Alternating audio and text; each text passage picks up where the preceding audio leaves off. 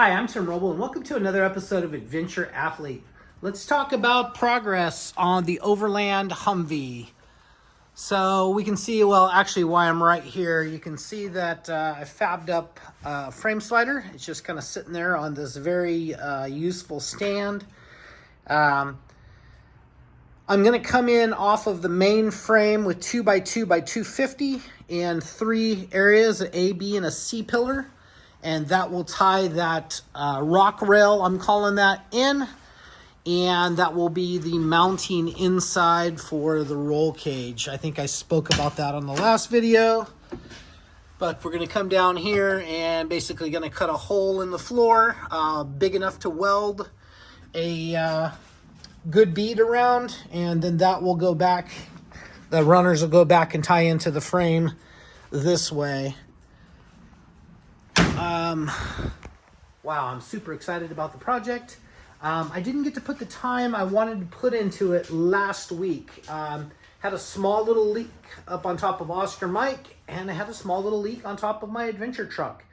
The old silicone that I was using, GE brand from Home Depot, did some shrinking and a little bit of cracking over about 1.5 years. And that opened up a panel enough to start to get a leak.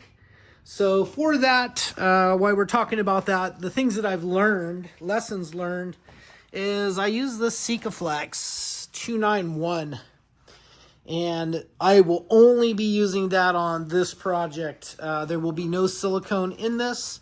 It's just going to all be Sikaflex. But you can see here that I got the other tire mounted. These work as big giant spindles. Casters. Got that cut out, kind of a rough cut. I will be framing all of this in steel. And then on my 3-roll down here from Swag Off-Road, I will be bending the valence panels to go around that. And once again, this is going to come to here and then up. And I figured out a way where I keep evolving on this program on just how I'm going to do the high-low. I have the linear actuators set up. They're down here. I've talked about those before, 2,200 pounds a piece. I think I have set up a way to set this whole thing up where I was going to do fold insides. I think I can do the box in box with a neat little valence panel in the front so it makes it look slick and sleek. That's going to be my first attempt, and as you know with fabrication, you just kind of have a design, an engineering thought process that you're going with, and going from there. You can see here I have a Harbor Freight shop press from Swag Off-Road. I also have their press brake coming, and I'm super stoked on that because that'll allow me to put bends in, I think all the way up to 1/4 inch, which will be a game changer once again.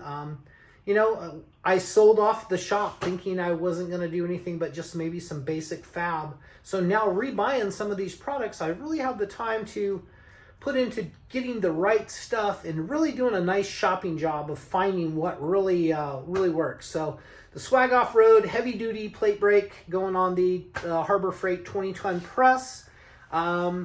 Last Friday, I went and looked at a CNC plasma table, and I put money down on a 2-foot by 4-foot with magnetic breakaway, automatic hodge controller, the full software package with nesting and everything.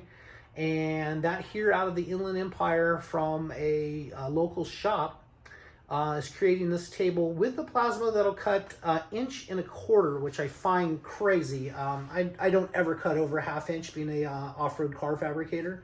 And I haven't cut 1/2 inch until I got into the military things to do some 1/2 inch stuff. So I did pull the trigger on that. I will be getting that not this next Friday, but the following Friday. I'll probably go do some training. They offer free training for the till you understand their software and everything. So I'm super stoked on that.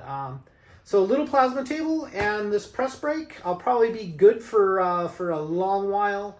That was a little bit of investment, but even those two things was less than I sold my other CNC plasma table for. So I'm still ahead a couple grand, maybe $3 grand on that total, maybe $4 grand on that total total purchase.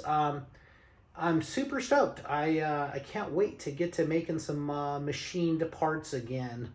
We'll talk about the frame down here on how I decided I was going to do that. I know that we were speculating which way we were going to go, or I was going to go. But you can see what I've done here is that's a nice triangulation and then a taper out to where it carries the load. I'm super happy with that.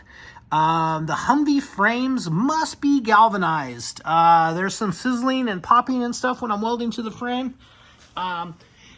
And being totally honest, it welds like galvanized. If you've ever had an opportunity to weld galvanized, hopefully you haven't, it'll pop and just blow the metal away. So there was a lot of that, a lot of cleaning with the wire brush and then going back to welding and clean again. And it was just a kind of a long, tedious process to get a good weld on that.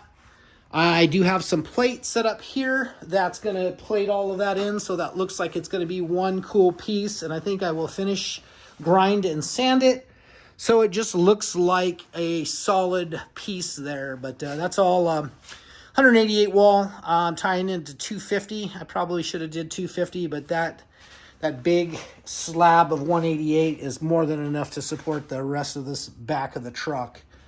That's going to be it for now. I got a couple more days this week that I'm going to be knocking some things out. One of the things I did last week also is I got the wind generator, 800 watt wind generator, which is stored here upside down. I got the quick disconnect mount, all the wiring done, the charge controller and wired to the battery and tested. With the thing just spinning on a couple mile-an-hour breeze, looks like it's bringing in about 100, 150 watts consistent. Which is fine. That's something neat that you could do overnight. Even if winds were 3 to 5, you could top your batteries overnight when you're sleeping and get up with topped off batteries. So don't think I'll need that all the time, but for King of the Hammers, the January, February events when the sun's only out for about 8 hours a day, 9 hours a day, I think that's something that'll be really well, especially with the power that I'm using in there. So that's going to be a quick, easy one for now. I am going to do a time lapse. I've been asked to show more of what I do and how I do it. I'm still figuring out the best way that I'm going to show that process.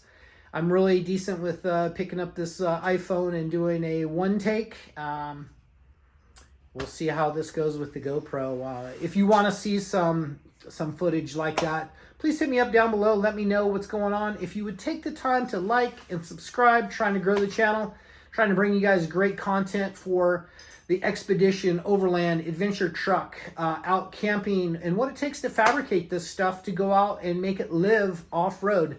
I feel like I'm in a really neat place and time in life right now where I have a lot of knowledge, a whole lifetime behind me as far as off-road travel and motorcycles and Jeeps and side-by-side. So like that kind of thing, please like, subscribe, hit that little notification bell, and if you would please just hit me up a comment, even if it's just a short word, nice or great job or whatever, or why'd you do it that way. I did have someone reach out and say maybe you should get rid of your gum when you do a video. Thank you for the cool tip, and I will be working that out on that in the future.